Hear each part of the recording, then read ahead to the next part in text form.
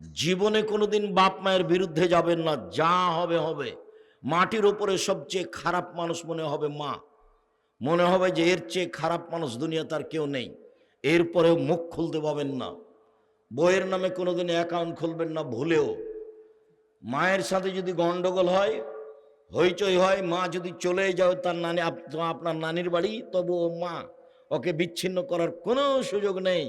বইয়ের নামে অ্যাকাউন্ট খুলবেন, টাকা বেশি হয়ে গেলে আরেকজনের সাথে চলে যাবে। 19-20 হলে হয় খালি, এমনি তো বুদ্ধি কম। জীবনে কোনোদিন ভুলেও বইয়ের নামে অ্যাকাউন্ট খুলবেন না। রাসূল সাল্লাল্লাহু আলাইহি সাল্লাম যেভাবে ভালোবাসতে বলেছেন সেভাবে ভালোবাসবেন। 1, যে মানের খাবেন সে মানের খাওয়াবেন। 2, যে মানের পরেন সে মানের পরাবেন। 3, কটু কথা বলবেন না। বলবেন না যে তোমার ঠোঁটটা মোটা, বলবেন না যে তোমার রংটা কালো, বলবেন না যে তোমাকে দেখতে ভালো লাগে না। এইসব নোংরা মন্তব্য করবেন না, এতে সংসারে অশান্তি নেমে আসে, তখনও আপনাকে ভালোবাসতে পারে না। আল্লাহ তাজিরবালা লজে মুখের উপরে মারবেন না। 5, নিজের বাড়ি ছাড়া কোথাও থাকতে দিবেন না। নিজের বাড়ি ছাড়া একবারে টোটালে কোথাও যেতে দিবেন না, জরুরি দুর্ঘটনা ছাড়া। মায়ের বাড়ি, খালার বাড়ি, ফুফুর বাড়ি, এসব সব বাতিল। শ্বশুর বাড়ি যদি যেতেই হয় নিজে আপনি যাবেন। বিবাহের বাড়ি যেতে দিবেন না স্ত্রীকে, যা হবে হবে, ওখানে স্বামীর সংখ্যা বেশি হতে পারে। বিবাহের বাড়ি যাবেন না। আর থোবড়া শব্দটা পেশাব করে দিতে হবে। 20 বছর পরে কেউ যদি বলে থোবড়া কি জিনিস, তখন আর একজন বলবে থোবড়া কি, আমিও তো জানি না, তো ডিকশনারিতে দেখো থোবড়া কি জিনিস। এমনভাবে ভুলে যেতে হবে। চাঁপাইনবাবগঞ্জ জেলাতে বিবাহের এমন কোনো পথঘাট নাই শুরু থেকে নিয়ে শেষ পর্যন্ত, যেটা জায়েজ। বিবাহের শুরু থেকে নিয়ে শেষ পর্যন্ত সবই হারাম, সবই না জায়েজ, সবই হারাম, সবই না জায়েজ। একটা পদ্ধতিও জায়েজ নাই, 30 বছর থেকে বলছি।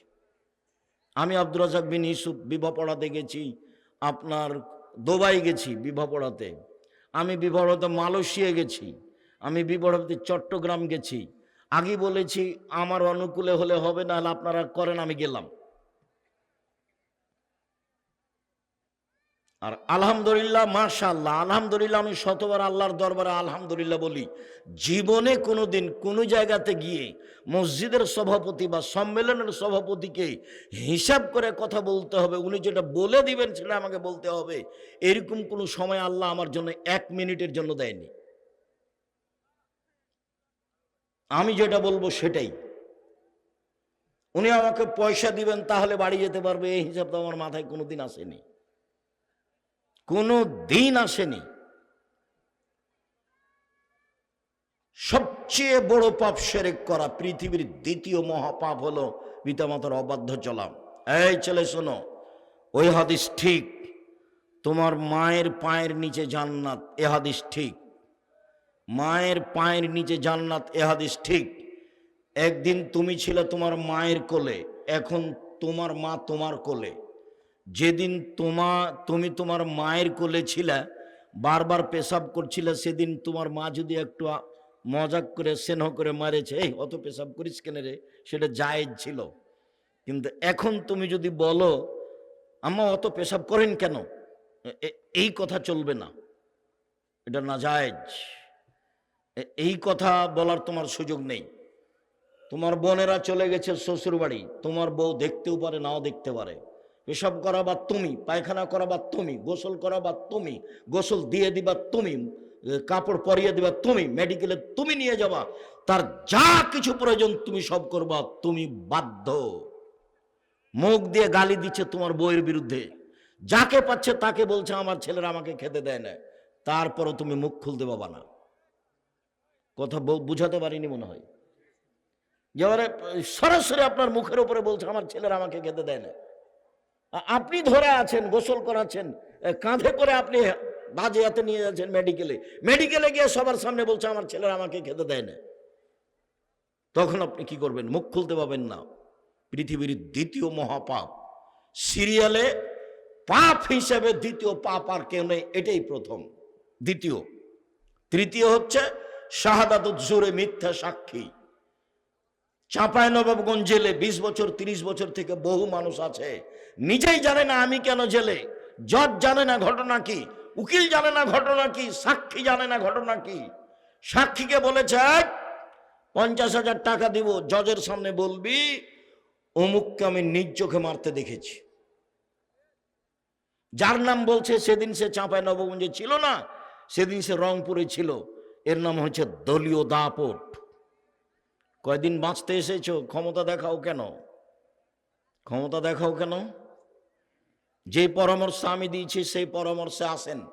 আমি বলেছি জীবনে 4টে জরুরি কাজ: 1 5 ওয়াক্ত সালাত, 2 হালাল রুজি, 3 কোরআন তেলাওয়াত, 4 আড্ডা পিটা চিরদিনের জন্য হারাম। আড্ডা পিটা 2 ধরনের, একটা হলো মোবাইলে ঘন্টার ঘন্টা ল্যাংটা মেয়ে দেখা, এটা হলো এক আড্ডা পিটা। আর এক আড্ডা পিটা হলো দোকানে বসে চলছে এর বদনাম ওর বদনাম, আর ইয়াতে টিভিতে ল্যাংটা মেয়ে নাচছে, আর সব বসে আছে মুরব্বীরা এসার সালাত আদায় করে। এরা মুরব্বী? ছি, ফু। ওকে জিজ্ঞাসা করেন, ওকে জিজ্ঞাসা করেন যে আপনি ভালো মানুষ। আমি আব্দুর রাজ্জাক বিন ইউসুফ, আল্লাহ মাফ করা, আমার জীবনে কোনোদিন চায়ের স্টলে বসিনি, জীবনে কোনোদিন। 16 বছর আমার ছাত্র জীবন, 37 বছর চলছে শিক্ষক জীবন। 88 আগস্টের 20 তারিখ রোজ বুধবার বিকাল 3টা থেকে আমি শিক্ষক। আমি কোনোদিন চায়ের স্টলে বসিনি। আমার মা বলতো, 1 দোকানে বসিও না, 2 প্রাইভেট পড়ায়ও না, 3 কারোর সাথে বন্ধুতালি করো না, 4 দাওয়াত খায়ও না। নাচল মাদ্রাসা থেকে পায়ে হেঁটে রহনপুরে এসেছি, এই দৃশ্যগুলো আমার খুব মনে আছে। ওই স্টেশন থেকে এই স্টেশনে ট্রেন লাইন দিয়ে অনেক কয়েকদিন এসেছি। এসব এলাকার সাথে আমি খুব অতপ্রতভাবে জড়িত, আমি আপনাদের অন্তর থেকে ভালোবাসি। মিথ্যা সাক্ষী পৃথিবীতে 3য় মহাপাপ। জজ জানে না ঘটনা কি, এমনিতেই চলছে। উকিল জানে না ঘটনা কি, যে যেমন টাকা দিয়েছে তার তেমন কথা বলে। কথা বলা যখন শেষ হয়ে যাবে তখন সব নিজ নিজ টাকা নিয়ে বাড়ি চলে যাবে। সাক্ষী নিজেই জানে না ঘটনা কি, যে জেলে আছে সেও জানে না ব্যাপারটা কি। আমি কেন জেলে? আরে আমি তো সেদিন ছিলাম রংপুরে। এর নাম ক্ষমতা। বেশি ক্ষমতা দেখায়েন না। সময় 45 মিনিট। সময় কত? 45 মিনিট। জুলুমের ফলাফল এইটা, অন্যায় অরাজকতা অবিচারের ফলাফল এইটা। ফেরাউনের এর চেয়ে কম 2-3 মিনিট, ডুবলো নাই। ফেরাউন আধ সামুদ্র এর চেয়ে কম, হঠাৎ বিদ্যুৎ আসলো, নেই। এই 30 সেকেন্ড 1 মিনিট আধ সামুদ্র শেষ হয়ে গেছে। ফেরাউন সব মিলে 2-3 মিনিট হতে পারে, যেভাবে বোঝা যায়। এ ডুবলো, এ গেল, এ উঠলো, এ ডুবলো, শেষ। জুলুম, জীবনে জুলুম করবেন না। সহজ পথ, 5 ওয়াক্ত সালাত, হালাল রুজি। হালাল রুজিতে আমি বলেছি চকলেট বিক্রি করে খাওয়ার কথা, আমি চকলেট বিক্রি করে খেতে বলিনি। আমি বলেছি চকলেট বিক্রি মানে কম পয়সার ব্যবসা। চকলেট বিক্রি মানে কম পয়সার ব্যবসা। ধোঁকাবাজি কেন? শুনুন সম্মানিত দিনী ভাই বোন, এখানে আর একটা কথা বলা থাকছে, সময়ের গতিতে আসতে পারে। উপার্জনের জন্য 4টা পথ: 1 দিন মজুরি, কিষান কামলা, পাট খাওয়া, সন্ধ্যায় টাকা শেষ। 2 চাকরি, 25 দিনে টাকা শেষ হয় সাধারণত। 3 জমি চাষ, হয় সমান সমান, না হয় লস। 4 ব্যবসা। তখন আল্লাহ রসুল বলছেন, ইন্না তাজিরা সাদিকাল আমিন ইয়াকুনু ইয়াউমাল কিয়ামাহ সাদা সিদ্দিকিন। আল্লাহ আম্বিয়া, সত্যবাদী বিশ্বস্ত ব্যবসায়ীরা বিচারের মাঠে নবীগণের সাথে থাকবেন। কিন্তু অবাক কথা, ইব্রাহিম আলাইহিস সালামের সাথে থাকা যাবে। ব্যবসায়ী ও জাপান থেকে মাল নিয়ে আসে ইনপোর্টে, চট্টগ্রামে নামাই, সেই ব্যবসায়ী? জি না। যে বাদাম বিক্রি করে সেও ব্যবসায়ী, যে চকলেট কলা বিক্রি করে সেও ব্যবসায়ী। সত্যবাদী হতে হবে। ঘটনা এমন কেন সেটা অন্য সময়ে। 1 দিন মজুরি। আল্লাহ রসুল বললেন, ঘাম শুকানোর আগে টাকা দিয়ে দাও, টাকা দিয়ে দাও, টাকা দিয়ে দাও। কিষান কামলার টাকা সন্ধ্যায় দিয়ে দাও। আর চাকরি মাসিক বেতন নির্ধারিত করলেন, তারপর বলেন এই সাবধান, এই সাবধান, যা বেতন দিয়েছিস সেটাই, কোন রকম করে যদি আবার টাকা ইনকাম করো তাহলে এটা আত্মসাৎ, সাবধান। 3, জমি চাষ। অন্তর শক্ত হয়ে যায়, পছন্দ করছেন না আল্লাহর নবী, অন্তর শক্ত হয়ে যায় জমি চাষে, মানুষ ভীরু হয়ে যায়, মানুষ সঠিক পথে আগাতে পারে না জমি চাষ।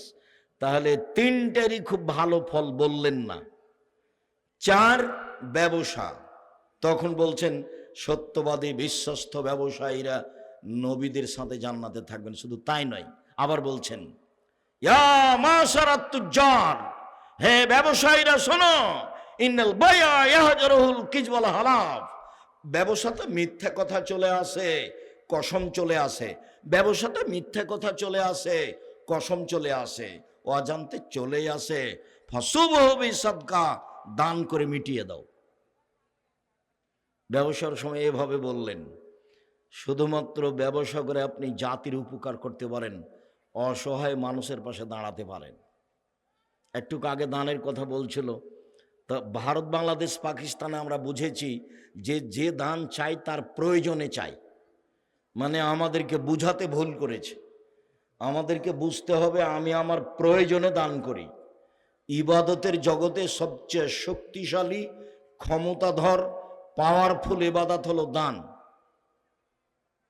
ইবাদতের জগতে সবচেয়ে শক্তিশালী, ক্ষমতাধর, পাওয়ারফুল ইবাদত হলো দান। সালাত আদায় করে জান্নাত পাওয়া যায়, জান্নাত কিনা যায় না। হজ করে জান্নাত পাওয়া যায়, জান্নাত কিনা যায় না। রমজান মাসে সিয়াম থেকে জান্নাত পাওয়া যায়, জান্নাত কিনা যায় না। দান এমন একটা জিনিস যা দিয়ে জান্নাত কিনা যায়।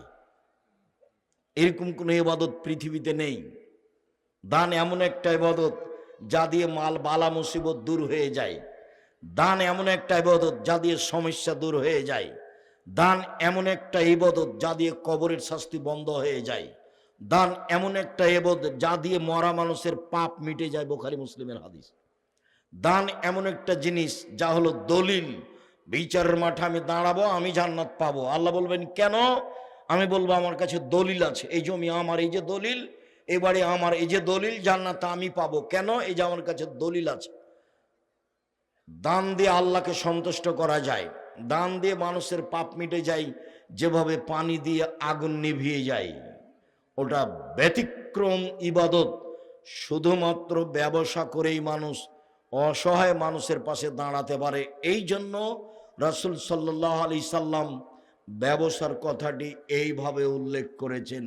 বাকি পদ্ধতিতে মানুষ অসহায় মানুষের পাশে তেমন দাঁড়াতে পারে না। বলছিলাম শিরক। রাসূল সাল্লাল্লাহু আলাইহি সাল্লাম বললেন, পৃথিবীর মানুষ লা তুশরিক বিল্লাহ ওয়া ইন কুতিলতা হুররিকতা, জ্বালিয়ে দেওয়া হলেও শিরক করো না, হত্যা করা হলেও শিরক করো না, শিরক মহাপাপ।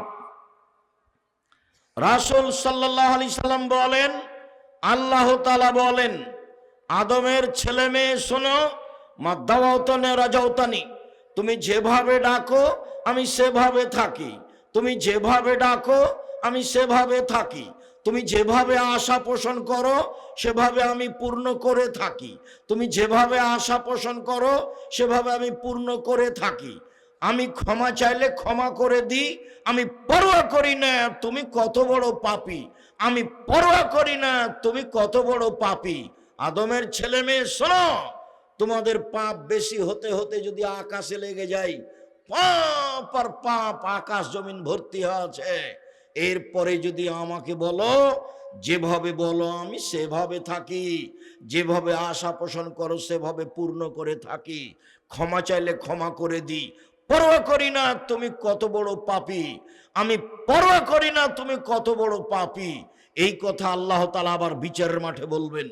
বিচারের মাঠে আমাদের সামনে আসবেন, এসে আল্লাহ বলবেন, আদমের ছেলে মেয়ে শোনো, বিচারের মাঠে তোমরা যেই পরিমাণ পাপ নিয়ে উপস্থিত হয়েছ সেই পরিমাণ আমি ক্ষমা নিয়ে উপস্থিত হয়েছি। তোমাদের যেই পরিমাণ পাপ আমার সেই পরিমাণ আমার সেই পরিমাণ ক্ষমা। তোমাদের পাপ যত আমার ক্ষমা তত, তোমাদের পাপ যত আমার ক্ষমা তত, যদি শিরক না থাকে। এটা মূল কথা। শিরক না থাকলে পাপ ক্ষমা হচ্ছে, শিরক থাকলে হবে না। গাড়িটা চাঁপাইনবাবগঞ্জ যাবে, ঢাকা থেকে ছুটেছে দেশ ট্রাভেলস। সূর্য ডুবার সাথে সাথে গাড়িতে আলো দিলে, এই ছেলে গাড়িতে আলো দিলে কেন? মালিকে বলেছে সূর্য ডুবার সাথে সাথে গাড়িতে আলো দিতে হবে। মালিক হিন্দু নাকি? এই কাজ তো হিন্দুদের। ব্যাপারটা কি বলার সময় বলছে, শাহ মখদুম রহমতুল্লাহ আলাইয়ের পবিত্র জমিনের লক্ষ্যে ছুটছে গাড়ি। শাহ মখদুমের বাবার জমি। অবাক কথা, কালিমায়ের বাবের আকাশ, ওর মায়ের আকাশ, আল্লাহর আকাশ। আমি যখন সিলেট কোর্টে দাঁড়ালাম 5,000 কোটি টাকার মামলা নিয়ে, তা আমাকে জজ বলছে, আপনি কি পিস টিভির আলোচক? বললাম জি। আপনার মামলাটা খারিজ করে দিলাম। সত্য পথে থাকেন, যা হবে হবে, সুলি হোক ফাঁসে হোক, অল্প দিন বাঁচতে এসেছি। আমি শিরক করে বাঁচতে রাজি নই। ইনশাল্লাহ আমি কখনো শিরক করে বাঁচতে রাজি থাকবো না। ঢাকাতে করোনা হয়েছে, এক লোককে দেখতে গেছি, জামিয়া সালাফিকে ভালোবাসে এই জন্য। তখন ওরা 2 ভাই বোন আছে আর ছেলে মেয়ে, আমাকে হাত দিয়ে অনুরোধ করছে, হুজুর ভিতরে যাবেন না, হুজুর ভিতরে যাবেন না, আপনি আমার আব্বার গায়ে হাত লাগেন না। বলো কি তুমি? আমি রাজশাহী থেকে এসেছি তোমার বাপের গায়ে হাত লাগিয়ে দোয়া করে যাব, এই জন্য তোমার বাপের গায়ে হাত লাগিয়ে দোয়া করবই। এতে যদি আমাকে করোনা ধরে, আমি বলবো না তোমার বাপের কারণে আমাকে করোনা ধরেছে, আমি বলবো পৃথিবী সৃষ্টির 50,000 বছর পূর্বে আমার নামে করোনা লেখা হয়েছিল, সেই জন্য ধরেছে। আমি তো এইটা বিশ্বাস করি, রাসূল সাল্লাল্লাহু আলাইহি সাল্লাম বলেছেন, মানুষের 4টা জিনিস লেখা আছে পৃথিবী সৃষ্টির 50,000 বছর পূর্বে। 1 হায়াত, জীবন, 2 মরণ, 3 রুজি, 4 রোগ ব্যাধি। সেই দিন যদি আমার করোনা লেখা হয়ে থাকে, তাহলে আজকে আমাকে করোনা ধরবে যদি আমি পাথরের ভিতরে ঢুকে থাকি তবুও। আর যদি সেদিন লেখা না হয়ে থাকে, আজকে ধরার কোনো প্রশ্নই আসে না। আমি ইসলামকে এইভাবে বিশ্বাস করি, স্বামীকে করোনা হয়েছে, স্ত্রীকে করোনা হয়নি, দুইজনে একসাথে আছে। আর যার করোনা হয়েছে সে খাওয়ার পরে ফেলে দিচ্ছে, যে ফকিরে খাচ্ছে, ওকে করোনা ধরে না। আর আমি নাকি ওর গায়ে হাত দিলে করোনা ধরবে। অবাক কথা। সতর্কতাই যদি করোনা না ধরতো, তাহলে ঢাকা ফিউচার পার্কের মালিককে করোনা ধরতো না। তারা তো দেশের পানি খায় না। এটা হিসাব নিকাশ কিছু আছে?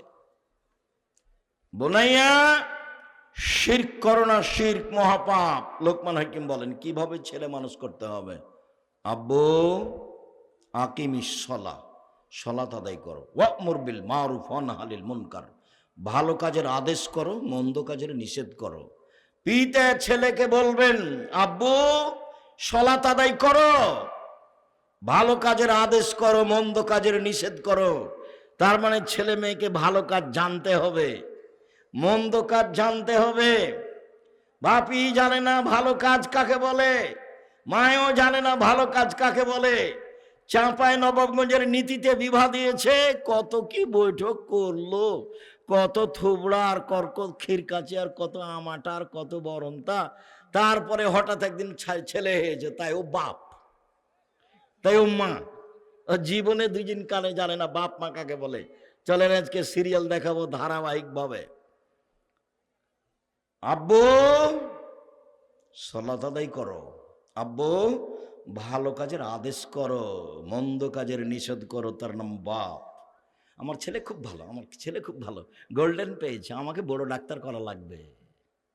ওর উদ্দেশ্যই খারাপ, ওর উদ্দেশ্য সে টাকা ইনকাম।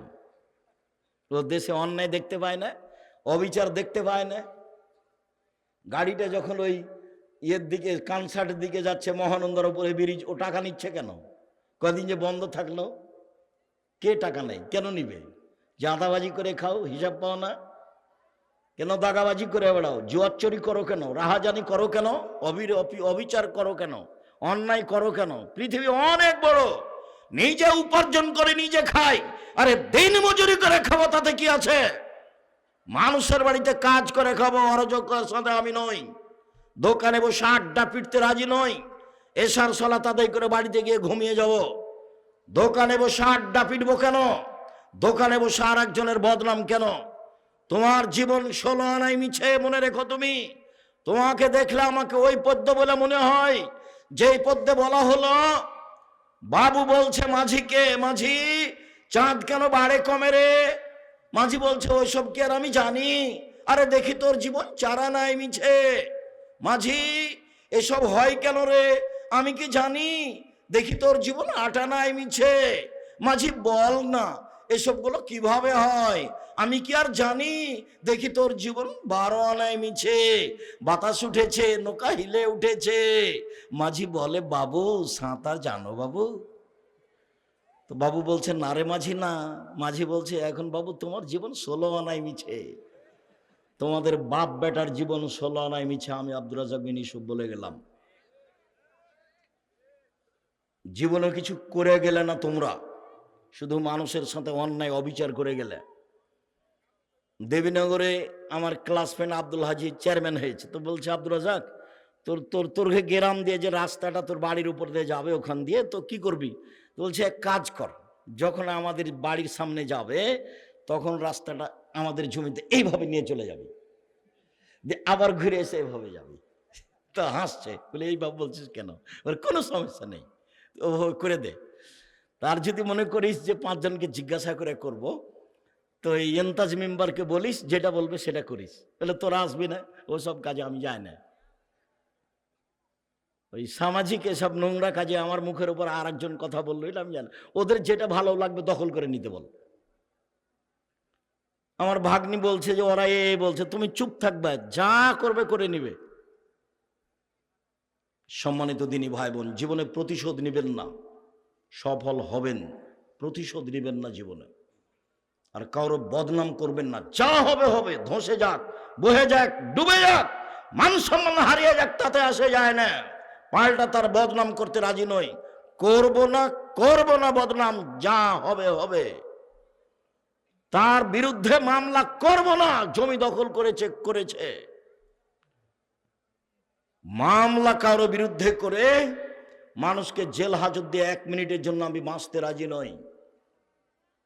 সম্মানিত দিনী ভাই বোন, শুনুন, কিভাবে ছেলে মেয়েকে জাহান্নাম থেকে বাঁচাবেন, শিক্ষিত কিভাবে করবেন। এবার শুরু হয়ে গেল একসাথে বাপ মা জিম্মেদার।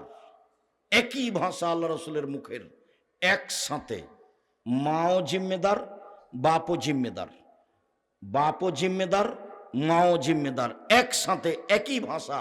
চলেন দেখি কয়েকটা। আবু হুরায়রা রাদিয়াল্লাহু তাআলা আনহু বলেন, রাসূল সাল্লাল্লাহু আলাইহি ওয়াসাল্লাম বলেছেন, কুল্লু মাউলুদিন ইউলাদু আলাল ফিতরা, প্রত্যেকটা ছেলে মেয়ে নিয়ে ইসলামী ধারণ ক্ষমতা নিয়ে জন্মগ্রহণ করে। ফাবুহু ইউহাবেদানিহি, তার পিতামাতা তাকে ইহুদি করে দেয়। ইমাজ্জিসানিহি, তার পিতামাতা তাকে আগুন পূজক করে তোলে। ইনাসরানিহি, তার পিতামাতাকে খ্রিস্টান করে তোলে। এই ছেলে বসো, ব্যস্ত হচ্ছ কেন তুমি? চায়ের স্টলে যারা এখন আছে, তুমি কি মনে করছো তারা সফল? তারা হলো নিম্ন শ্রেণীর মানুষ। আমি আব্দুর রাজ্জাক বিন ইউসুফ এখানে এসেছি, ও চায়ের স্টলে কেন? আপনি কি বুঝাতে চাচ্ছেন? যেখানে জিলাপি বিক্রি হচ্ছে সেখানে আপনার মেয়ে কেন গেছে? ও ক্লাস 10-এ পড়ে, ওকে হিন্দুর মেয়ে নাকি? ওই হিন্দুর মেয়ে। আপনি বাপ, আমি আপনাকে বাপ বলে ডাকতে নিষেধ করেছি, আপনার মেয়ে যেন আপনাকে চাচা বলে ডাকে। চলেন আপনাকে দেখাচ্ছি আজকে। আর আপনার স্ত্রীকে আপনার মেয়ে যেন খালা বলে ডাকে। আপনি বাপ হিসেবে উপযুক্ত বাপ নন, এই জন্য আপনাকে চাচা বলে ডাকা উচিত। আমি নিশ্চিত জানি আপনি বাপ, আমি জানি আপনি বাপ, তারপরে আমার আফসোস বলছে, আমার দুঃখ বলছে আপনার ছেলে আপনাকে চাচা বলে ডাকুক। জবাব আমি দিব কেন? ওই যে ওখানে মেয়ে আপনার দোকানে বসে আড্ডা পিটছে, জিনিস কিনছে, ওর বাপ নেই, ওর ভাই নেই, ওর স্বামী নেই, ওর দেবর নেই, ওর ভাসুর নেই, ওর বোনের ছেলে নেই, ওর ভাইয়ের ছেলে নেই। ও কোন শরমে ওখানে এই যে জিনিস কিনে, কোন শরমে কিনে, কোন হায়াই কিনে, কোন লজ্জায় কিনে? ওর বাপ কাপুরুষ, সেই জন্য যায় ওখানে। আর স্বামী কাপুরুষের জন্য যায়। কাপুরুষ স্বামী জাতির অন্যায় করে তাহাজ্জুদ পড়ে জান্নাত কিনতে চান। জান্নাত অত সহজ? দেখি জান্নাত কেমন সহজ না হালকা। রাসূল সাল্লাল্লাহু আলাইহি ওয়াসাল্লাম বলছেন, হজবাতিন নারবি শাহওয়াত, মনের ইচ্ছে দ্বারা জাহান্নাম ঘেরা আছে। হজবাতে জান্নাত বিমাকারে, নিয়ম নীতি, কষ্ট, ক্লেশ, ত্যাগ, তিতিক্ষা, অনেক কিছু দিয়ে জান্নাত ঘেরা আছে। জান্নাত তো সহজ নয়, জাহান্নাম সহজ। মন মতো চললেই জাহান্নামে যাওয়া যায়। জাহান্নাম যেতে কষ্ট লাগে না, সমস্যা হয় না। রাসূল সাল্লাল্লাহু আলাইহি ওয়াসাল্লাম বলছেন, প্রত্যেকটা ছেলে মেয়ে ইসলামী ধারণ ক্ষমতা নিয়ে জন্মগ্রহণ করে। প্রত্যেকটা ছেলে 5 ওয়াক্ত সালাত আদায় করতে পারবে, করলো না কেন? প্রত্যেকটা ছেলে এশার সালাত আদায় করে বাড়ি চলে যেতে পারবে, গেল না দোকানে বসলো কেন? প্রত্যেকটা মেয়ে নখ কেটে ছোট করতে পারবে, নখ বড় রাখলো কেন? নখে নেইল পালিশ লাগালো কেন? ইহুদি খ্রিস্টানদের পতিতালয়ের মেয়েরা নখে নেইল পালিশ দেয়। ইহুদি খ্রিস্টানদের পতিতালয়ের মেয়েরা নখে নেইল পালিশ দেয়। ভুরু তুলে চিকন করলো কেন? দাঁত ছিলে চিকন করলো কেন? মাথার সামনের চুল ছোট করলো কেন? পুরুষের পোশাক শার্ট প্যান্ট পরেও বাজারে যায় কেন? ভ্যানিটি ব্যাগ কাঁধে করেও বাজারে যায় কেন? ওর স্বামী নেই, ওর বাপ নেই, ওর মানেও গেল কেন? রাসূল সাল্লাল্লাহু আলাইহি ওয়াসাল্লাম বলছেন, ওর বাপ মা ওকে যেতে বলেছে, সেই জন্য গেছে। আমি বলিনি, আল্লাহ রাসূল বলছেন ওর বাপ মা। ওর বাপ মা ওকে ইহুদি করেছে, ওর বাপ মা ওকে খ্রিস্টান করেছে, ওর বাপ মা তাকে আগুন পূজক করেছে। ওর বাপ মা যেভাবে গড়ে তুলেছে, ছেলে মেয়ে সেভাবে গড়ে উঠেছে। চাঁপাইনবাবগঞ্জের ভাষায় সঙ্গ দোষে লোহা ভাসে। লোহা পানিতে ছেড়ে দিলে ডুবে যাবে, কিন্তু লোহা যদি কাঠের সাথে লাগিয়ে দেওয়া হয় তাহলে ভাসবে। এর বাপ মা হচ্ছে সঙ্গ। সবচেয়ে কাছের মানুষ পিতামাতা। তার পিতামাতাই তাকে পশু বানিয়েছে, সেই জন্য পশু হয়েছে। বুঝেও বুঝে না ওরা, অন্তর আছে বুঝে না, দেখেও দেখে না ওরা, চক্ষু আছে দেখে না, শোনেও শোনে না ওরা, কান আছে শোনে না। উলায়েকা কাল আনাম, তারা পশু প্রাণীর মতো, তারা গরু ছাগলের মতো, তারা কুকুর শ্রীগের মতো, বালু মাজাল বরং তার চেয়ে খারাপ।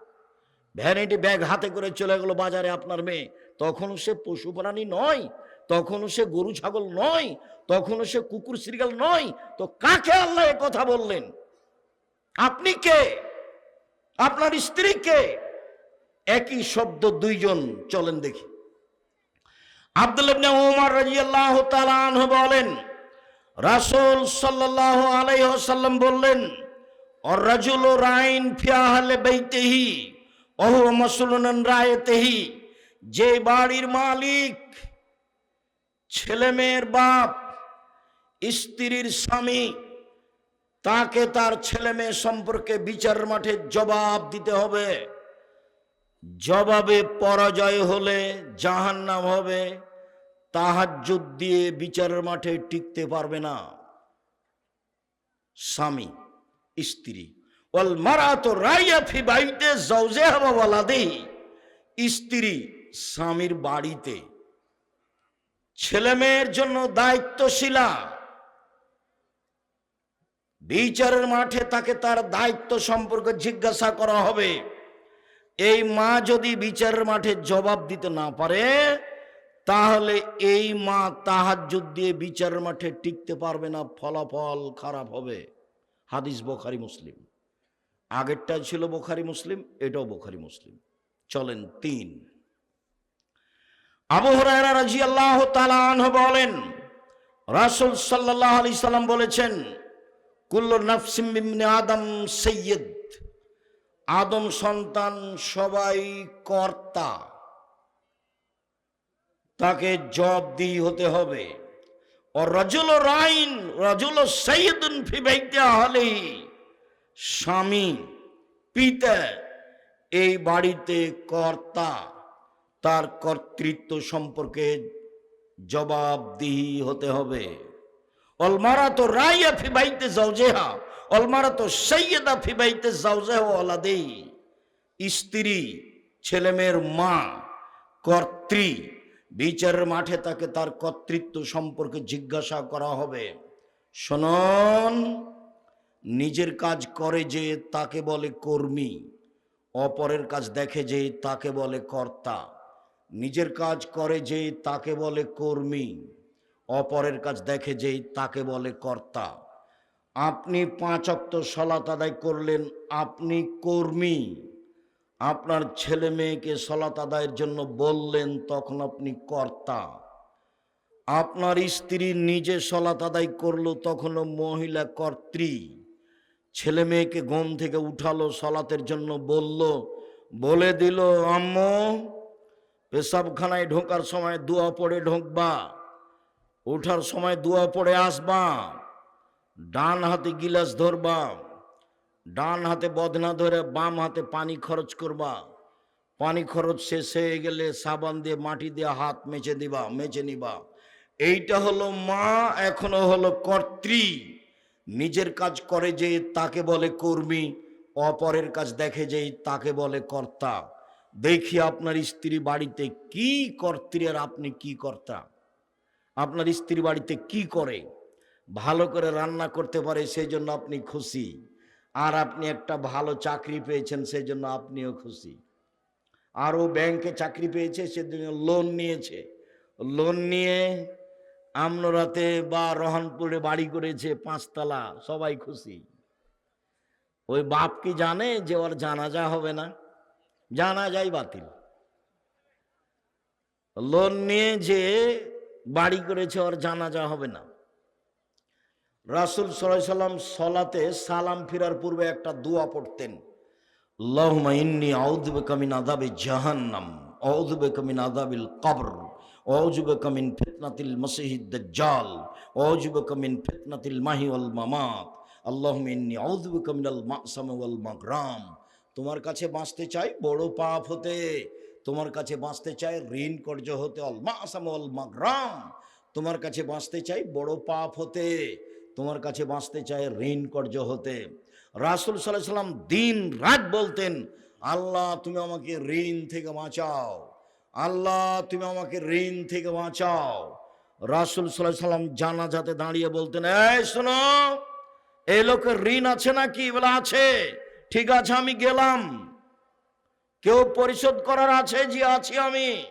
ঠিক আছে, তুমি পরিশোধ করে দাও, জানাজা করালাম। এই লোকের ঋণ আছে? জি। কেউ পরিশোধের আছে? নেই। আমি চলে গেলাম, জানা যায় নাই তার। আর এখন তো লাশ রেখে চলছে ঘন্টার ঘন্টা বক্তব্য। আরো যদি দল পার্টি করে থাকে তাহলে আরো। মরার সাথে সাথে তাকে জানাজা দিয়ে মাটি দিতে হবে, এটা আদেশ। আদেশ ধুয়ে মুছে গেছে। চাঁপাইনবাবগঞ্জের মানুষ বেশিরভাগ আহলে হাদিস, মানে হাদিস মেনে চলে। আমার 40 বছরের মধ্যে তারা কোনোদিন রাসূলের পদ্ধতিতে বিবাহ দিয়েছে তা আমার জানা নাই। আর তাফসির মাহফিল করে, দুঃখিত, আমি আপনাকে কষ্ট দিতে আসিনি। আমি রহনপুরের তাফসির মাহফিল জানি, আমি চাঁপাইনবাবগঞ্জের তাফসির মাহফিল জানি, ভালোভাবেই জানি। আমাকে সুলতানগঞ্জ গোদাগাড়ির এক তাফসির মাহফিলে আমার এক চাচাতো ভাই এসে বলছেন, মারা গেছে ও, বলছে আজকে রাত তাফসির করলো, এই তাফসির তোরা জানিস না। কি করলো? আরে তোরা জানিস না তো আর কি বলবো? আর কিছু বলবেন তো, কি তাফসির করলো? তোরা জানিস না, অথবা ওই তাফসির তোদের বলা হবে না। কিছু বলেন শুনি, কি তাফসির করলো? তখন বলছে, শোন, ছাড়বি না যখন, শুন কি বলেন দেখি। আদম আলাইহিস সালাম ঘুম থেকে উঠে দেখেন পাশে সুন্দরী টকটকে ঝকঝকে মহিলা। আদম আলাইহিস সালাম হাত বাড়ালেন, ফেরেশতা বললেন থামেন। আদম আলাইহিস সালাম বললেন, কেন? মোহর দিতে হবে। আদম আলাইহিস সালাম বলছেন, মোহর আবার কি? তখন ফেরেশতারা বলছেন, মুহাম্মদ সাল্লাল্লাহু আলাইহি সাল্লামের উপরে 1000 বার দরুদ পড়ে দিতে হবে, এই হলো মোহর। দুঃখিত, নাউজুবিল্লাহি মিন জালিক। পৃথিবীতে সবচেয়ে বড় শিক্ষিত মানুষ আদম আলাইহিস সালাম। আল্লাহ বলছেন কোরআন মাজিদে, আমি আদমকে সব কিছু শিখিয়ে দিয়েছি। পৃথিবীতে এমন কোনো জিনিস নাই, কীট পতঙ্গ নাই, যেটা আদম আলাইহিস সালাম জানতেন না। পৃথিবীর সবচেয়ে বড় শিক্ষিত মানুষ আদম আলাইহিস সালাম সবকিছু জানতেন। যাকে আল্লাহ সবকিছু শিখিয়ে দিলেন, তিনি বউকে কিভাবে হালাল করতে হবে সেটাই জানলেন না। ধর্ম পাগল হয়ে গেছে। धर्म राजशाही चांपाईगंज हवाई लड्डू, दोनों हाथ में लड्डू है, जो चाहे उसको खा ले, जो चाहे उसको छोड़ दे। बोल हिसाब ए ताफसीर मिथ्या। मुफास्सिर का 80 160 লাঠি পিটাতে হবে। এই যে বললাম, দেখি কোন মায়ের বেটা কথা এভাবে উল্টে ধরতে পারে। আমার হায়াত পর্যন্ত সময় থাকলো, যতদিন আমি বেঁচে আছি। উল্টা চলে কোনো লাভ নেই। বারবার বলছি, জীবনে বেঁচে থাকার জন্য 5 ওয়াক্ত সালাত বাস, হালাল রুজি, প্রয়োজনে দিন মজুরি, 3 কোরআন তেলাওয়াত, অন্তত সূরা ইখলাস 3 বার, অন্তত সূরা ইখলাস কোরআন মাজিদ পড়তেই হবে। অন্তত সূরা ইখলাস 3 বার পড়েন সকালে, তাহলে আল্লাহকে বলতে পারবেন পড়েছি। 4 আড্ডা পিটা চিরদিনের জন্য হারাম, জান্নাত হবে ইনশাআল্লাহ। আড্ডা পিটা চিরদিনের জন্য হারাম, জান্নাত হবে ইনশাআল্লাহ। শুনুন সম্মানিত দিনী ভাই বোন, এতক্ষণ পর্যন্ত স্বামী স্ত্রী একসাথে ছিল ছেলে মেয়েকে লালন পালন করার জন্য। এবার শুধু স্বামী, শুধু পিতা, এরপরে শুধু মা আসবে এক সময়, এক খেলে চেয়ে থাকেন। আবু হুরায়রা রাদিয়াল্লাহু তাআলা আনহু বলেন, রাসূল সাল্লাল্লাহু আলাইহি সাল্লাম বললেন, মান ওয়ালাদালাহু ওয়ালাদুন ফালিহসান ইসমাহু, কারো যদি ছেলে মেয়ে জন্ম নেয়, পিতা যেন সুন্দর একটা নাম রাখে। ও আদাবাহু, তাকে যেন শিষ্টাচার শিখিয়ে দেয়। পিতার 1 নাম্বার জিম্মেদারি, ছেলের একটা সুন্দর নাম রাখতে হবে। আপনার ছেলের নাম এত বড় কেন? শেষে পীর ফকিরদের মতো আওলাদের রাসূল 3টা 4টা জড়িয়ে বলছেন। আবার আমি যখন জিজ্ঞাসা করছি তোমার নাম কি, তখন একটা বলল, তখন আপনি আর আপনার স্ত্রী 2জন মিলে বলছেন ভালো নাম বলো আব্বু, ভালো নাম আব্বু বলো, ভালো নাম আব্বু বলো। 2জন মিলে শয়তান বলে ডাকেন, আর এখন ভালো নাম বলবে? 2জন কি আসলেই মানুষ? স্বামী স্ত্রী কি আসলেই মুসলমান? এই নাম আপনি রাখলেন কিভাবে? আল্লাহ রাসূল বলছেন, পৃথিবীর মানুষ শোনো, সবচেয়ে উত্তম নাম রাখো আব্দুল্লাহ, আব্দুর রহমান, আব্দুর রহিম, আব্দুল সত্তার, আব্দুল জব্বার, আব্দুর রাজ্জাক, আব্দুল গাফার, আব্দুল হামিদ, আব্দুল মুসাব্বির। গুণবাচক নাম রাখো।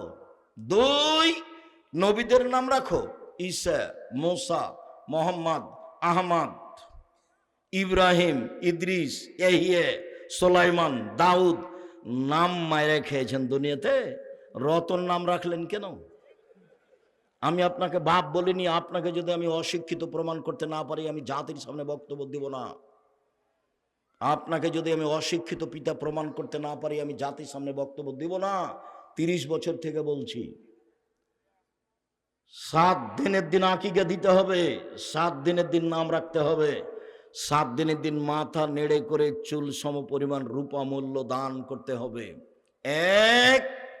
7 দিনের দিন নাম রাখতে হবে। 14 দিনে চলে না, 21 দিনে চলে না, জীবনে 1 দিন চলে না, 7 দিনের আগে চলে না। 7 দিনের আগে বাচ্চা মারা গেলে কিছুই লাগে না। 2 পশু জবে করতে হবে। 3 মাথা নেড়ে করতে হবে। 4 চুল সমপরিমাণ রূপা দান করতে হবে, রূপা মূল্য দিলে হবে। নাম রাখতেই হবে, আকিকা দিতেই হবে। এটা বাপের জিম্মেদারি, এটা কুরবানি নয়। দিলেও চলে, না দিলেও চলে, কুরবানি নেকির কাজ। আকিকা বাপের জিম্মেদারি, কুরবানি নেকির কাজ। কুরবানি মানে চোখ ঠিকঠাক আছে কিনা দেখো, পা ঠিকঠাক সুন্দর আছে কিনা দেখো, দাঁত উঠেছে কিনা দেখো, কান সুন্দর আছে কিনা দেখো, লেজ ঠিকঠাক আছে কিনা দেখো, মোটা তাজা কিনা দেখো, গ্রামে ফকির মিসকিন আছে কিনা দেখো। কুরবানি মানে নেকি। কুরবানি মানে এই এতগুলোর নাম কুরবানি। আকিকা মরা হোক, আধা মরা হোক, কানা হোক, ল্যাংড়া হোক, 2 দিনের হোক, মানে মরছে এখন মরবে, তাকে দিলেও চলবে, খালি জান আছে। এটা হলো বাপের জিম্মেদারি।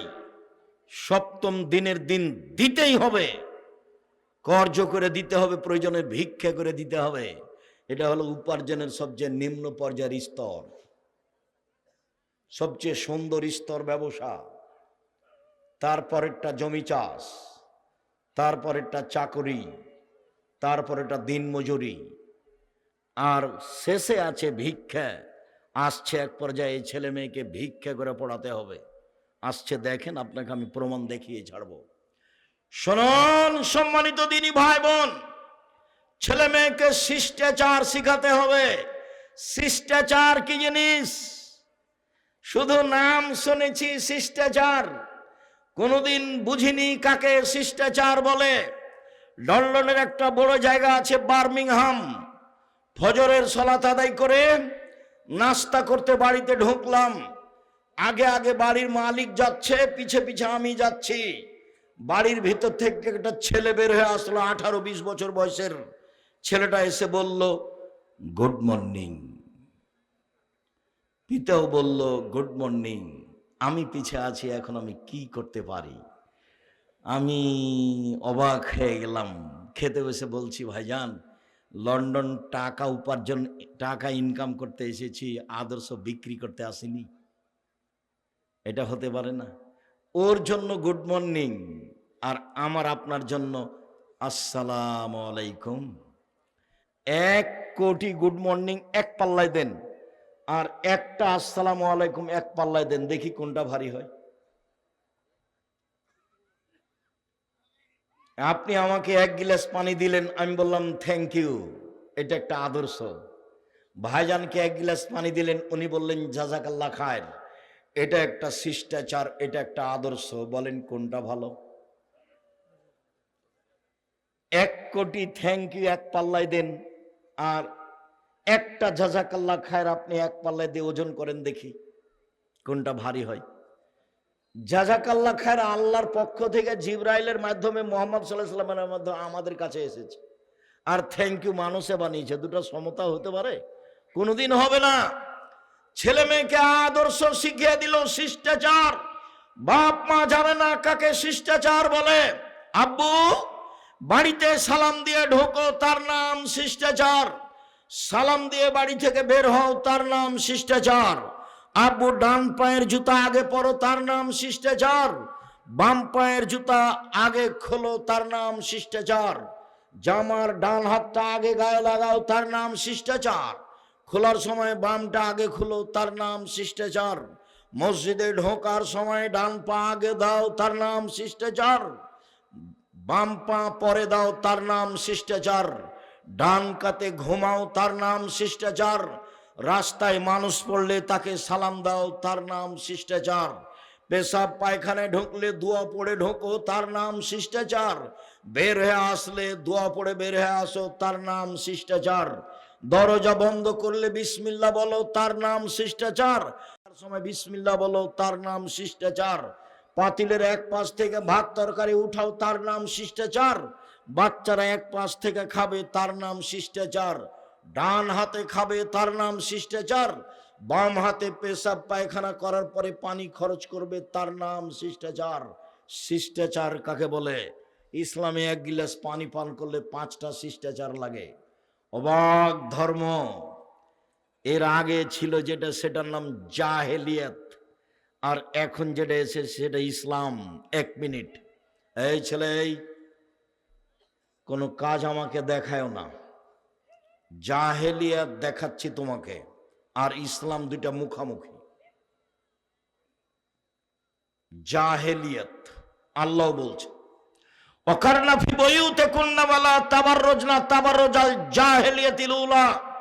হে মুসলিম মহিলা, তোমরা বাড়িতে থাকো। বন্যতার যুগে, বর্বরতার যুগে, অসভ্যতার যুগে, জাহেলিয়াতের যুগে মেয়েরা যেভাবে প্রদর্শন দিয়ে চলতো, ভ্যানিটি ব্যাগ ঘাড়ে করে, সেভাবে তোমরা চলো না। আল্লাহ বলছেন এটা জাহেলিয়াত। এখন ইসলাম চলে এসেছে, এটা চলবে না।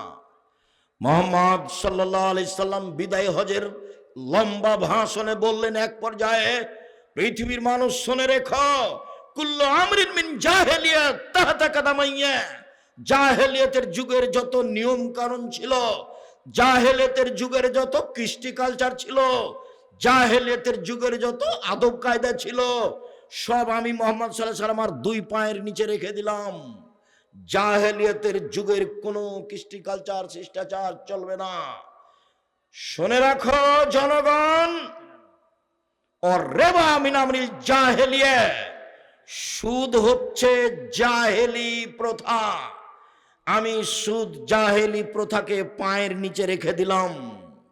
সর্বপ্রথমে সুদ মওকুফ ঘোষণা করলাম আমার চাচার। আমার চাচা জনগণের কাছে হাজারো লাখ কোটি টাকা সুদের পায়। আমি ভাতিজা হিসাবে আমার চাচার সব সুদ মওকুফ করে দিলাম। নিজের বংশ থেকে সুদ বন্ধ করলাম। এটা হলো জাহেলি প্রথা।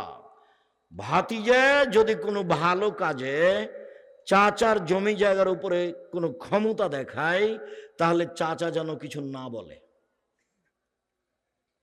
মুহাম্মদ সাল্লাল্লাহু আলাইহি সাল্লামের তো বাপ মা নেই, মুহাম্মদ সাল্লাল্লাহু আলাইহি সাল্লামের তো নিজস্ব টাকা পয়সা নেই, উনি তো কোনো সুদের লেনদেন করেননি। সুদ তো জাহেলিয়াত। আপনাকে আমি বলতে চাচ্ছি যে ইসলাম এসেছে, জাহেলিয়াত চলে গেছে, আবার ইসলাম পিছে হটতে থাকবে আর জাহেলিয়াত আসতে থাকবে। সব মানুষ জাহেলিয়াতের মধ্যে আটকা পড়ে যাবে। থ্যাংক ইউ জাহেলিয়াত, গুড মর্নিং জাহেলিয়াত, tata bye bye, tata bye bye. জাহেলিয়াত এক পৃষ্ঠা 10টা নাম। জাহেলিয়াত চলাফেরা যেভাবে খাচ্ছেন পিচ্ছেন উঠছেন, সব কর্মকাণ্ড খাতা কলম অফিস আদালত কোর্ট কাচারি সব জাহেলিয়াতের নীতিতে চলছে, ইহুদি খ্রিস্টানদের নীতিতে চলছে। এক সময় ইসলাম এসেছিল, ধীরে ধীরে ইসলাম বিদায় নিচ্ছে, জাহেলিয়াত ছড়িয়ে পড়ছে। আপনি যে কি বলতে চাচ্ছেন, আমি আপনার কথাকে কোনোদিন সামনে নিয়ে আসিনি। কোরআন হাদিস আপনি ভুল বুঝেছেন। উপস্থিত বৈঠকের দিনই মুসলিম বোন, আমি আপনার অনীহার কথা জানি। আব্দুর রাজ্জাক সাহেবের কথা আপনাকে তিতা লাগে, কথা আমি জানি। আমি আব্দুর রাজ্জাক বিন ইউসুফ চাঁপাইনবাবগঞ্জের মানুষ, আমি আপনার বাড়ির মানুষ। আপনাকে আমি নিজের মতো করে দেখি। আমি আপনার পাশে থেকে ইসলাম ধর্ম জানাতে চাই, বুঝাতে চাই।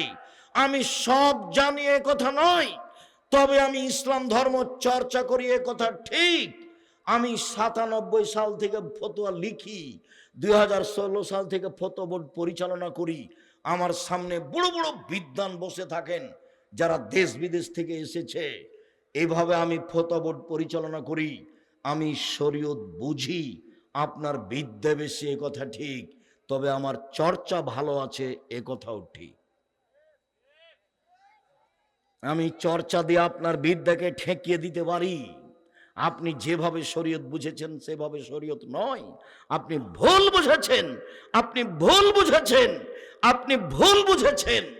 আপনার স্ত্রী মহিলা বৈঠক করে বেড়াই আর বলে, বুবু বিসমিল্লাহ বললে বুবু এত নেকি হবে।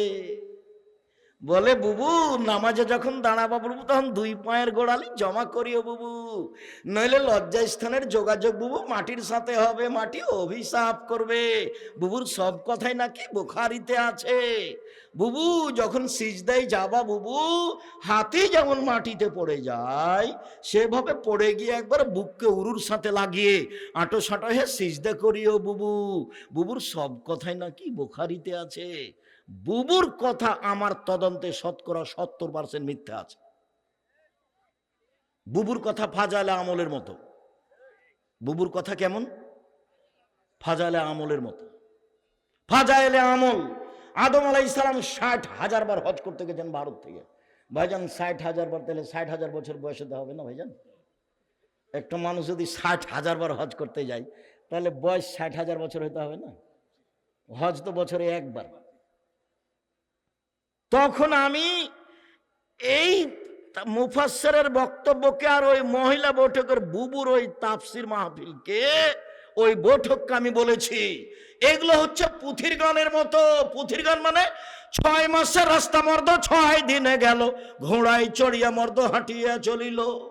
এলো পুথির গান। ফাতেমা কান দিয়া কয় আজ বুঝি হোসেন কারবালাতে শহীদ হয়। ফাতেমা কান দিয়া কয় আজ বুঝি হোসেন কারবালাতে শহীদ হয়। যেদিন হোসেন কারবালার মাঠে ইরাকের মাটিতে শহীদ হন তার 49 বছর আগে ফাতেমা মারা গেছে। কতদিন আগে? 49 বছর আগে। কিভাবে ফাতেমা কেঁদে বলতে পারেন? আমার চাচাতো চাচা আমাদের গলিতে এই পুথির বই পড়তো। কি কথা আছে যে গনিয়া দেখে 40 মানুষ মরে কাতারে কাতার, লাখো লাখ কাতারে কাতার, গুনিয়া দেখে 40,000, মানে মরলো লাখ লাখ, কাতারে কাতার গুনিয়া দেখছে 40,000, মানে সবই মিথ্যা কথা। ঠিক এইরকমই আপনি আমার দিনী বোন, আমি আব্দুর রাজ্জাক বিন ইউসুফ চাঁপাইনবাবগঞ্জের মানুষ। আমি দিন ধর্ম নিয়ে চর্চা করি। আল্লাহ আমাকে এই বিষয়ে একটা ভালো স্থানে রেখেছেন। দেশের সবচেয়ে বড় প্রতিষ্ঠান পরিচালনা করি আলহামদুলিল্লাহ। জামিয়া সালাফিয়া দেশের সবচেয়ে বড় প্রতিষ্ঠান, আয়তনে, ছাত্র সংখ্যায়, শিক্ষক সংখ্যায়।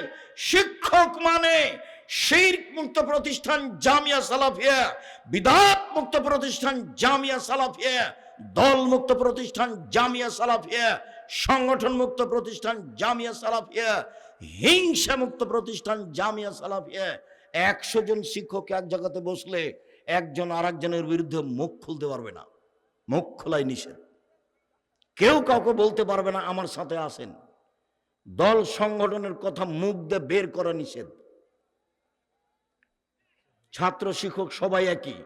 একমাত্র জেহেনটা খালি করে, মস্তিষ্ক খালি করে আল্লাহকে সন্তুষ্ট করার জন্য মাঠে থাকতে হবে, ইবাদতে থাকতে হবে। আব্দুর রাজ্জাক সাহেবকে শ্রদ্ধা করি, কোরআন হাদিসের কথা বলে, সেই জন্য। একদিন দেখছি বাম হাতে পানি খাচ্ছে, তখনও কি শ্রদ্ধা করব? জি না, এটা অসম্ভব হতে পারে না। আর আব্দুর রাজ্জাক সাহেবকে সম্মান করি, অনুসরণ করি না। অনুসরণ পৃথিবীতে একটা মানুষকে করি, যার নাম মুহাম্মদ সাল্লাল্লাহু আলাইহি সাল্লাম, যার কথাতে 1 গিলাস পানি পান করলে 5টা বিধান লাগে। 1 ডান হাত, 2 বিসমিল্লাহ, 3 বসে, 4 3 শ্বাসে, 5 পান শেষে আলহামদুলিল্লাহ। 1 গিলাস পানি পান করলে 5টা শিষ্টাচার লাগে। আবু মুসা আশআরী রাদিয়াল্লাহু তাআলা আনহু বলেন, রাসূল সাল্লাল্লাহু আলাইহি সাল্লাম বললেন, মান কানাত লাহু ওয়ালিদা, কারো যদি একটা কাজের মেয়ে থাকে, নিজের মেয়ে থাকে, ফাআল্লামাহা, তাকে বিদ্যা শিখিয়ে দিল, ফাসানা তালিমাহা, সুন্দর বিদ্যা শিখিয়ে দিল, ওয়াদ্দাবাহা, শিষ্টাচার শিখিয়ে দিল, ফাসানা তাদিবাহা, সুন্দর শিষ্টাচার শিখিয়ে দিল, এই পিতা ডবল নেকি পাবে। শুনুন, আবু হুরায়রা রাদিয়াল্লাহু তাআলা আনহু বলেন, রাসূল সাল্লাল্লাহু আলাইহি সাল্লাম বলেছেন, যার 2টা মেয়ে আছে, 3টা মেয়ে আছে, ফাআল্লামাহুন্না, মেয়েদেরকে বিদ্যা শিখিয়ে দিল, ওয়া আদ্দাবাহুন্না, মেয়েদেরকে শিষ্টাচার শিখিয়ে দিল, ওয়া যাওয়াজাহুন্না, মেয়েদের বিবাহ দিয়ে দিল, ওয়া আহসানা ইলাইহিন্না, তাদের সাথে ভালো আচরণ করলো, সেই পিতার আমি মুহাম্মদ সাল্লাল্লাহু আলাইহি সাল্লাম জান্নাতে একসাথে থাকবো। এভাবে ছেলে মেয়েকে বিদ্যা শিখালো, শিষ্টাচার শিখালো। শিষ্টাচার কি সেটাই তো বুঝতে পারলাম না। এই ছেলে, তোমাদের ধারণায় কি দোকানে বসে আড্ডা পিটা কি শিষ্টাচার? ল্যাংটা মেয়ে দেখা মোবাইল, এটি কি শিষ্টাচার? যে আর একজনের বদনাম করছো, দলীয় দাপটে দড়িয়ে বেড়াচ্ছ, সেটাই কি শিষ্টাচার? আর একজনকে বক্তব্য ধুয়ে ছেড়ে দিচ্ছ, সেটাই কি শিষ্টাচার? কে কোন পাপ করেছে 40 বছর আগে, এখন সেগুলো মানুষের সামনে বলছো, সেটাই কি শিষ্টাচার? দুঃখিত। সাংবাদিক প্রতিষ্ঠানে গেছে কিছুদিন আগে, তা আমাকে কিছু জিজ্ঞাসা করছে। তো সাধারণত আমার সাথে দেখা হয় না এরকম কোনো লোকের। তো আমি সেদিন অফিসেই ছিলাম কোনো কাজে, এই সময়তে চলে এসেছে, দিয়ে আমার সামনে মুখামুখি হয়ে গেছে। তো আমাকে পুরাতন কথা জিজ্ঞাসা করছে। তখন আমি বলছি, সাংবাদিকতা করা ছাড়া আর কোনো কাজ পান না, ভিক্ষা করে খান। ভিক্ষা করে খাবেন, সাংবাদিকতা করতে এসেছেন কেন? আপনি জানেন না যে আল্লাহর নবী বলেছেন, মান সাতারা মুসলিমান সাতারাহুল্লাহু ফিদ্দিন ওয়াল আখিরা। কেউ যদি কারো দোষ ত্রুটি ঢেকে রাখে, আল্লাহ বিচারের মাঠে তার দোষ ত্রুটি ঢেকে রাখবে। আর আপনি আমাকে পুরাতন কথা জিজ্ঞাসা করেন, মানে কি বুঝাতে চান? ভিক্ষে জুটে না, কেউ ভিক্ষে দিবে না, এখানে এসেছেন কেন? 1 মিনিট, এই ছেলে এদিকে দেখো। আমার দিনী বোনেরা, একটু ধৈর্যের পরিচয় দেন। হ্যাঁ করে তো কিছু এসেছে, কিছু তো গেছে। দেবরের সাথে এসেছে, ভাসুরের সাথে গেছে। জবাব তো আমি দিব না, জবাব ওর স্বামী দিব, ওর বাপ দিবে। গল্প করতে করতে এসেছে, গল্প করতে করতে গেছে। কি শিষ্টাচার জীবনে ছেলে মেয়েকে শোনালেন। এদিকে দেখ, বিচারের মাঠে আল্লাহ একজন ব্যক্তিকে এইভাবে তার বাহু দিয়ে আড় করে নেবেন, ঢেকে নেবেন আল্লাহ নিজে, দিয়ে তার আমলনামাটা তার সামনে তুলে ধরবেন এইভাবে। দেখো তো, চিনতে পারো কি এইগুলো পাপ কার? হ্যাঁ চিনতে পারছি, এগুলো আমার পাপ।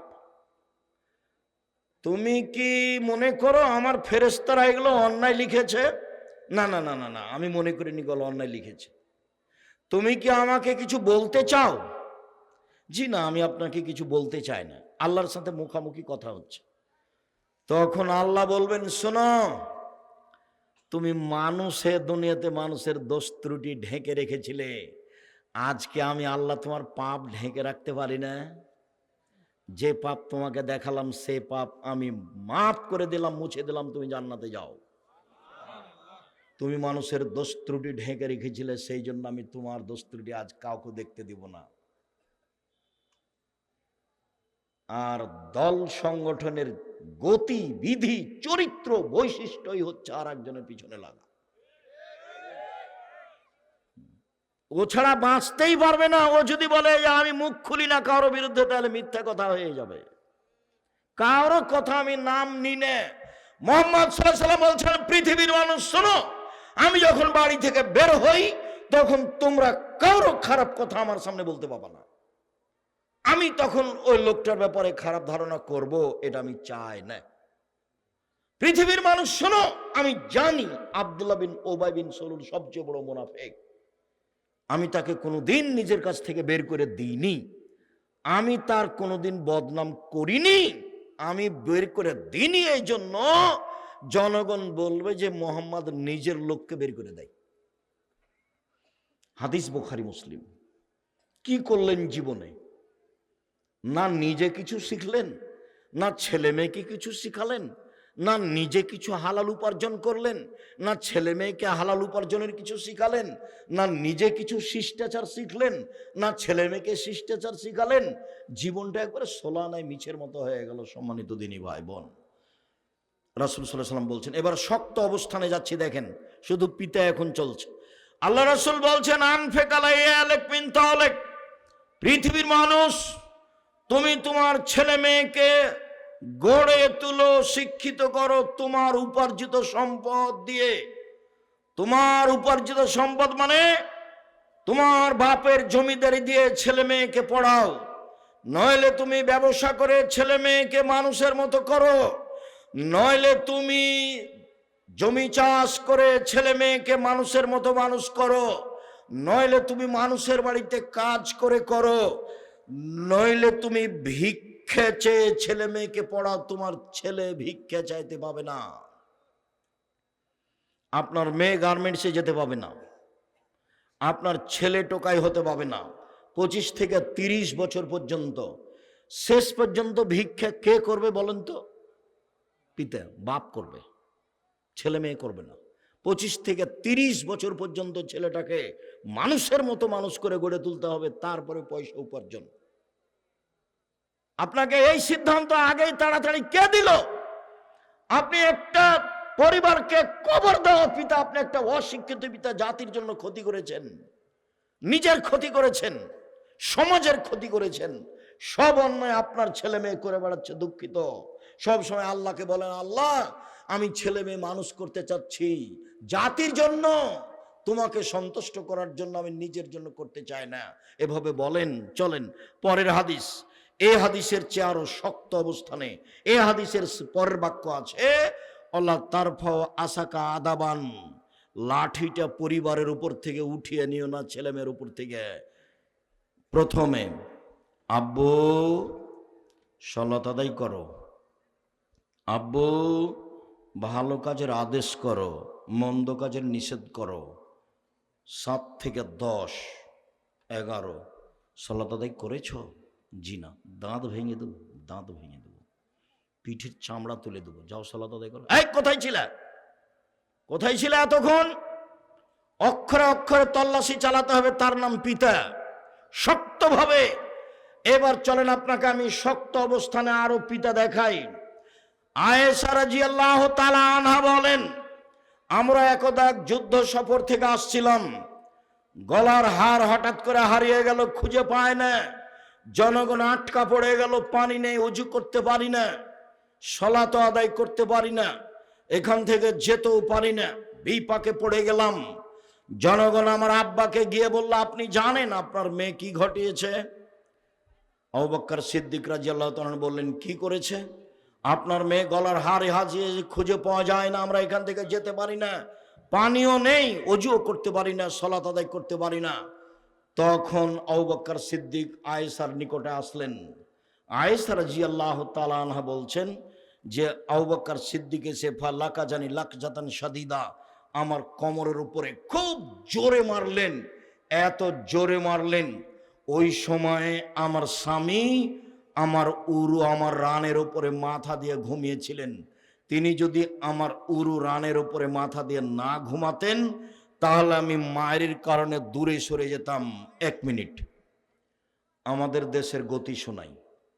আমাদের দেশের শ্বশুর যদি মেয়ের ঘরে গিয়ে দেখে যে জামাই মেয়ের উরু রানের উপরে মাথা দিয়ে ঘুমিয়ে আছে, তাহলে ওদিকে আগাবে না এভাবে ঘুরবে? বুঝতে পারলেন না মনে হয়? আমাদের দেশের শ্বশুররা কিভাবে ঘুরবে? পাল্টা এভাবে ঘুরবে না? কিন্তু আরবি পরিবেশে এটা নয়। আয়েশা বলছেন, আমাকে মেরে দিলেন, এসে সবচেয়ে বড় মানুষে মারলেন। পৃথিবীর ইতিহাসে, পৃথিবীর শুরু থেকে শেষ পর্যন্ত নবী রাসূল ব্যতীত আবু বকর সিদ্দিক রাদিয়াল্লাহু তাআলার চেয়ে দামি মানুষ জন্ম নেয়নি, নিবেও না। সবচেয়ে বড় মানুষে মারলেন, সবচেয়ে বড় মহিলাকে মারলেন। পৃথিবীর ইতিহাসে মা হাওয়া থেকে শেষ পর্যন্ত আয়েশার মতো কোনো দামি মহিলা জন্ম নেয়নি, নিবেও না। আয়েশা রাদিয়াল্লাহু তাআলা আনহাকে মারলেন, সবচেয়ে বড় মহিলা, সবচেয়ে বড় মানুষের সামনে মারলেন। নবী রাসূল জনগণ নির্বিশেষে সবার চেয়ে দামি মানুষ হলেন মুহাম্মদ সাল্লাল্লাহু আলাইহি সাল্লাম, সামনে মেরে দিলেন।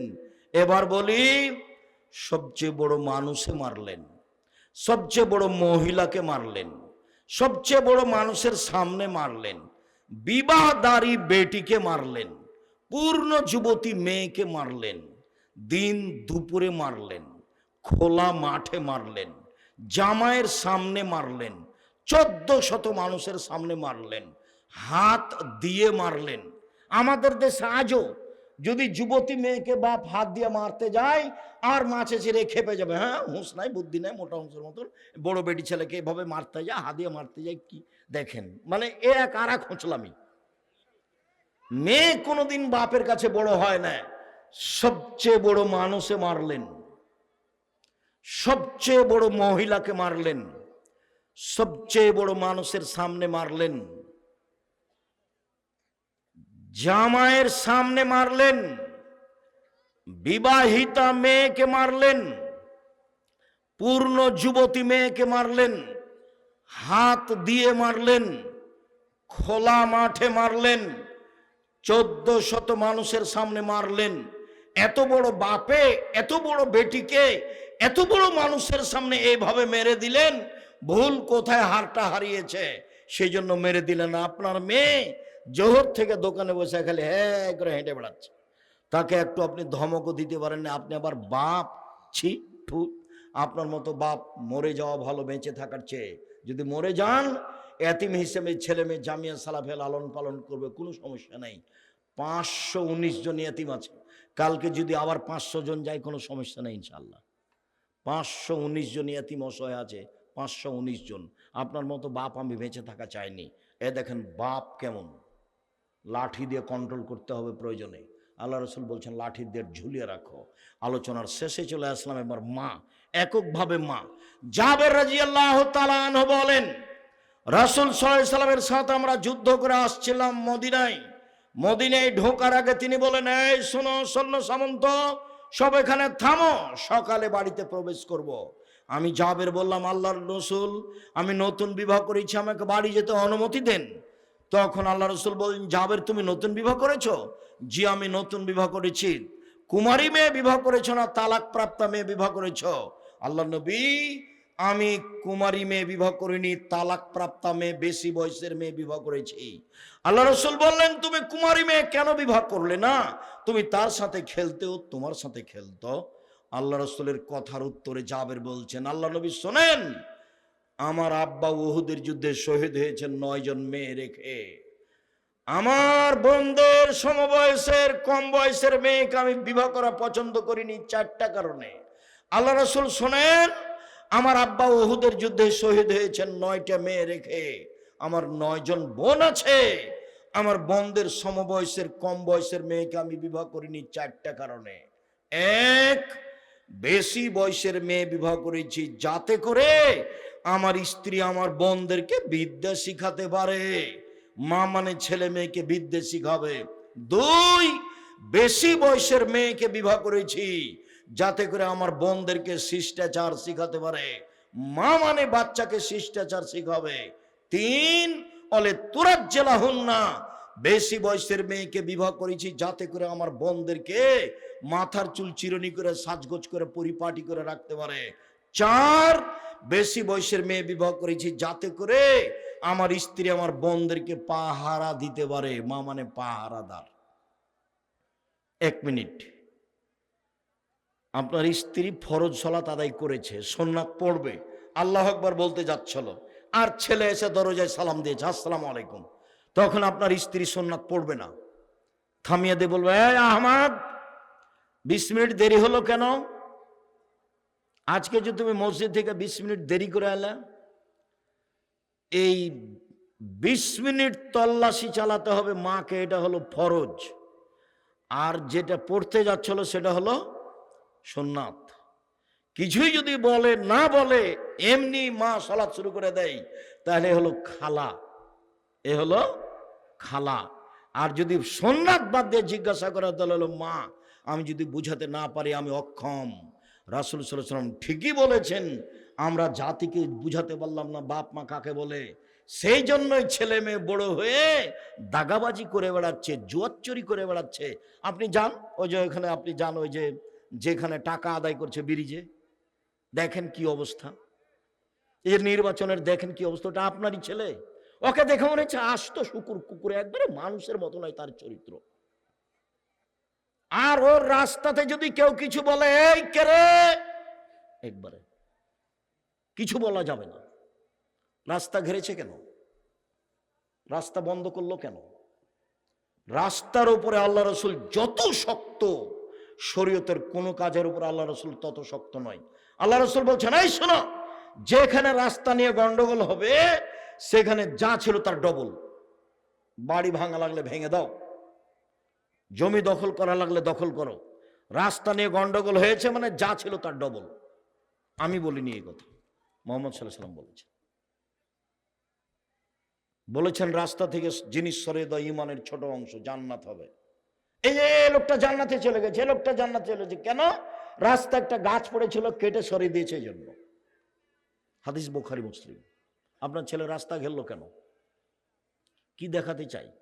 দুঃখিত, আমি বলতে চাচ্ছি, আপনি আমার দিনী ভাই, আপনার স্ত্রী আমার দিনী বোন, আপনারা দুইজন আমার ভাই বোন, আপনাকে আমি অন্তর থেকে ভালোবাসি।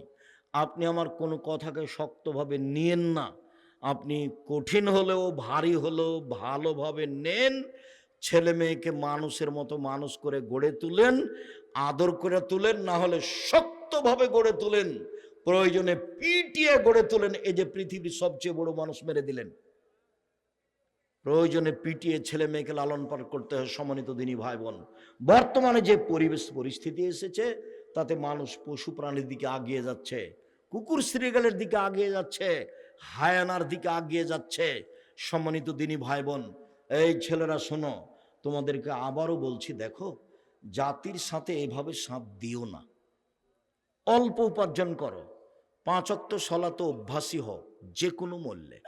এসব সলাত আদায় করে বাড়িতে ঘুমিয়ে যাও।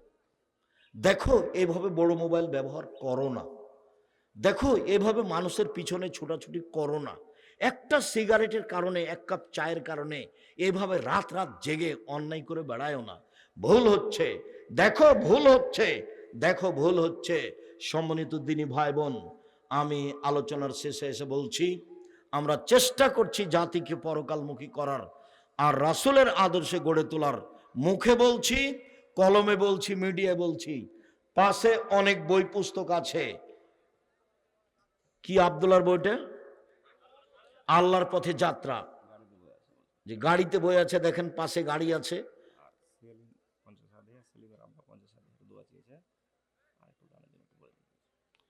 যাওয়ার সময় সবাই সহযোগিতা করবেন, কম হলে ওটা আগে বলতে হতো। সেলিম 50,000 টাকা দিয়েছে, ওর মাও মনে হয় দিয়েছে। আপনারাও কিছু দিয়ে অবশ্যই প্রতিষ্ঠানটাকে ভালো করে গড়ার চেষ্টা করবেন। আর আমি যেসব বই কথা বলছি সেগুলো সব উপদেশ বই আছে। আর আমি নামাজ শিক্ষার জন্য হাতে নাতে একটা বই লেখার চেষ্টা করেছি। আপনি সলাৎ ঠিক করেন বুখারী দিয়ে, মুসলিম দিয়ে, রিয়াজুস সলেহিন দিয়ে, আরও যত বাংলা ভাষায় বই আছে। আপনি আব্দুর রাজ্জাক বিন ইউসুফের সলাতের নামাজের বইটাও পড়ে দেখেন। আর হাত তুলে দোয়া করা না করা কত হাদিস আছে, সেগুলো আমি জমা করে রেখেছি, আপনি একটু পড়ে দেখেন। যাওয়ার সময় গাড়িতে সব বই পুস্তক আছে। সকল দিনই ভাই বোনকে বইগুলি সংগ্রহ করার জন্য অনুরোধ জানিয়ে বলছি, আল্লাহ আমাদের যারা মারা গেছে তুমি তাদের কবরের শাস্তি মাফ করো।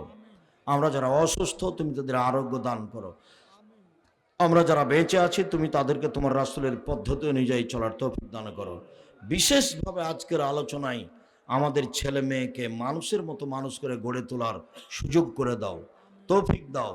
আমরা আসলে তোমাকে সন্তুষ্ট করতে চাই, পরিবেশ পরিস্থিতিতে পারি না, তুমি আমাদের পরিবেশ পরিস্থিতিকে আমাদের অনুকূলে করে দাও।